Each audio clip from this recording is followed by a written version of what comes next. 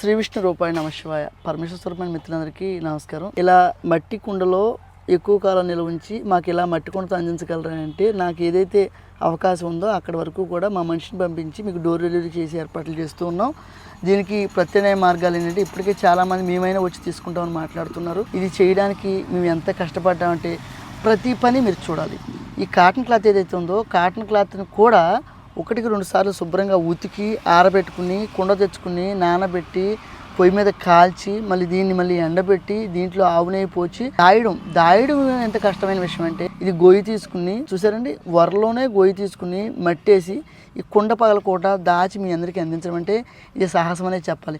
నేను మొదలుపెట్టినప్పుడు నాకు చాలామంది ఇది అవుతుందా, ఇది సాధ్యం అవుతుందా అని విమర్శించిన వాళ్ళు చాలా ఉన్నారు. ఏదైనా మనం తలుచుకుంటే ఏదైనా చేయగలం. సంకల్పం ఏదైతే ఉందో అది గొప్పది అని నమ్ముతాను. నేను ఒక్కరితో స్టార్ట్ అయిన వ్యక్తిని నేను ఈ రోజున మన 2 తెలుగు రాష్ట్రాల్లో నేను చేసే ప్రతి పని మీ అందరికీ చూపించి చాలా బాగుంది, వస్తువులు తీసుకుంటూ చాలా బాగుంది చాలా బాగుంది అన్నప్పుడు నేను చేసిన ప్రతి కష్టాన్ని మర్చిపోతూ ఉన్నాను.